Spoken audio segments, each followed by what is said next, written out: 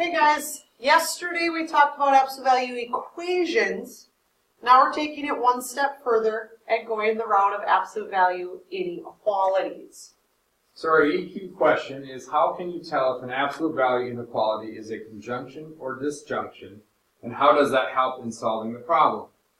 So, the solution of x is less than 3 are the points that are less than 3 units from 0. So the solution would be negative 3 is less than x and x is less than 3. So when we look at that, we also have to think about, okay, is it less than and equal or is it less than? So less than would be an open circle on both sides, and then our solution would be in the middle because we want to be this distance between negative 3 and 3. The way that I remember, I'm going to hold my thought for a second while we get through the second part. So then the second part says the solution of x is greater than 3 and are the points that are more than 3 units from 0.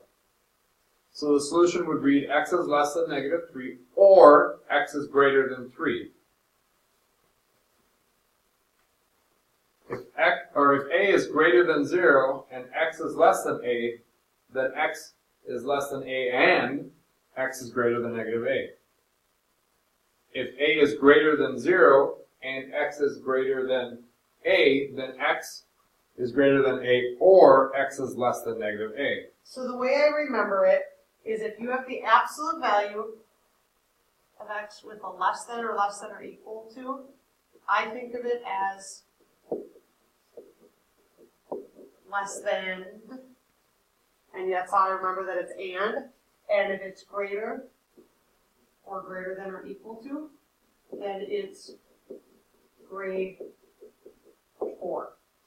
So that's how I tell the difference between conjunction and disjunction. Now let's try some. We have here first, we're going to solve the absolute value of 6 minus 3x less than 9 for x.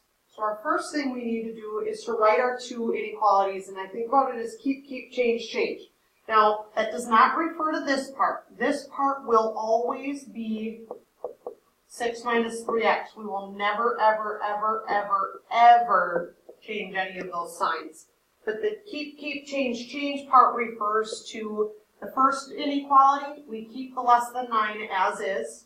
And then the second one, we change it to flip that sign and change the sign of the 9. So 6 minus 3x is less than 9, and 6 minus 3x greater than negative 9. And because it is less than, this is an and I do expect you to put the and or the or in between your two inequalities when you're working on these, because otherwise we don't know that you understand whether it is a conjunction or a disjunction. So now we need to solve these. So we will subtract 6 from both sides on both of them, which gives me negative 3x is less than 3, and negative 3x is greater than negative 15. So then we divide everything by negative 3,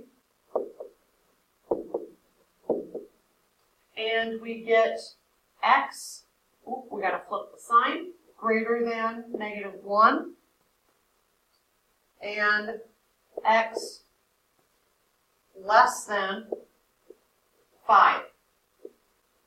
So we want to make sure we have that and in there. So now we have to graph this. So label my number line. I've got a negative 1, 0, 1, 2, 3, 4, 5. Sorry, my number line isn't long enough. We have open circles at both 5 and negative 1 because it is strictly less than in the original problem. And greater than negative 1 shades to the right, less than 5 shades to the left. Since it's an and, when we go to shade, we're going to shade in between. And so we've gone ahead and we've solved and graphed. Now we need to check our solutions because they will not necessarily always work. Here is the two things you need to be careful for. When you check, you need to check something in the shaded region, not necessarily your points, because in our case, Negative 1 and 5 are on open circles, which they're guaranteed not to work. And number 2, you need to put them into the original inequality. So 0 happens to fall in my shaded region, so I'm going to check 0. 3 times 0 is 0, 6 minus 0 is 6, absolute value of 6 is 6. 6 is in fact less than 9, so I know that I shaded correctly. Let's try a few more examples. So for B, we've got the absolute value of 3x minus 7 greater than 1.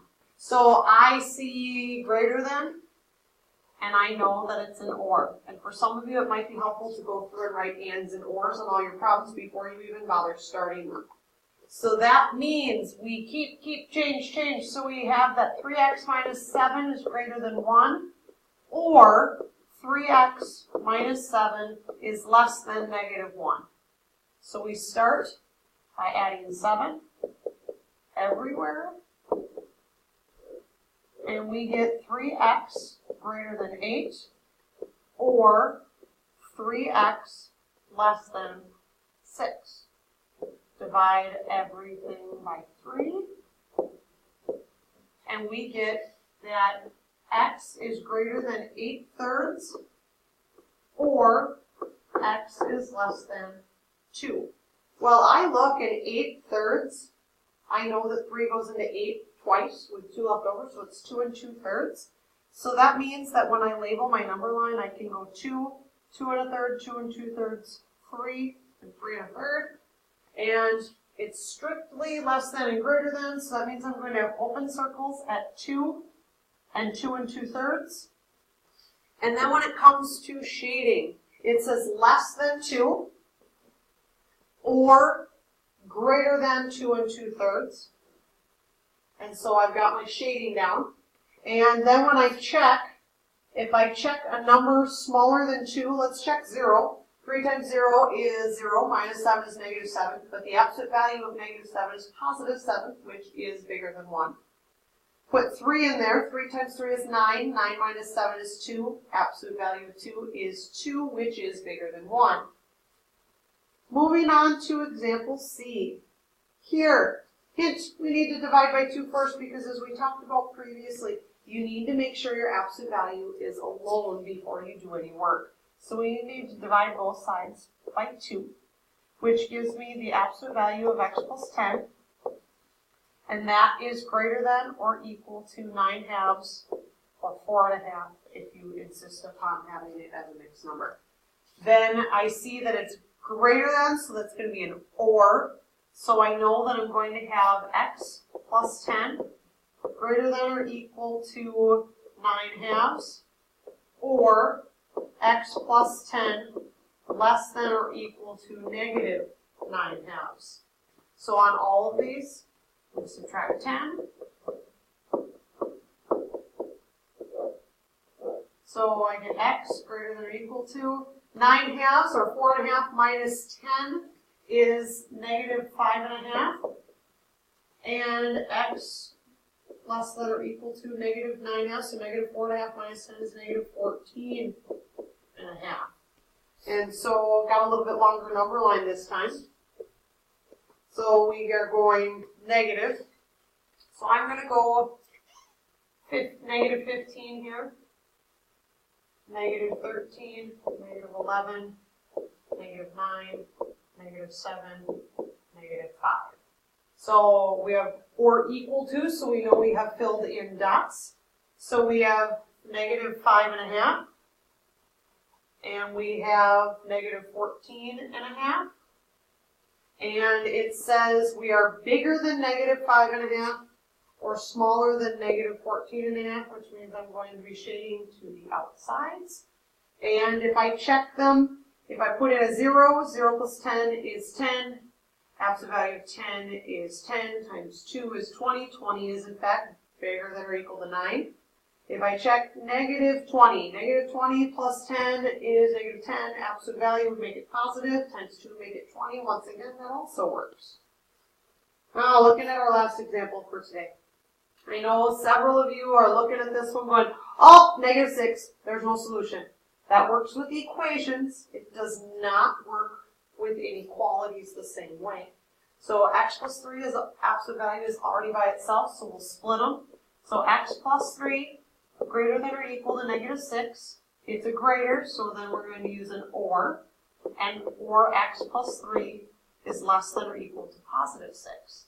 So we go ahead and we subtract 3 across the board. And we get x greater than or equal to negative 9, or x less than or equal to 3. So when we go ahead and graph this, I'm going to put negative 9, negative 7, negative 5, negative 3, negative 1, 1, 3. So we have closed dots at 3 and at negative 9. Here's where shading gets interesting. X greater than or equal to negative 9 is going to shade this way. X less than or equal to 3 is going to shade this way. Because it's an or, think of it in terms of if your mom says you can go to the movies if you clean your room or you empty the dishwasher. If you do one or the other, you can go. If you do both, you will not magically not be able to go. So it's everywhere that it is by itself as well as where it's overlapped, which actually means that when I shade, I'm going to actually end up shading everywhere along the entire line, because everywhere ends up getting shaded by both of the lines, which means that my solution is actually all real numbers. Because no matter what I put in, whether I put in 0, 0 plus 3 is 3, absolute value of 3 is 3. No matter what I put in, because an absolute value will always end up being positive, it will always end up being bigger than or equal to negative 6. So what we're going to do now is have you practice. We got the absolute value of 2x plus 7 divided by 3, less than or equal to 1. Remember, hint, hint, hint, multiply by 3 on both sides first. And f, absolute value of 4x plus 16 greater than 8. Hint, hint, hint, get rid of that plus 16 first. And as always, bring your questions if you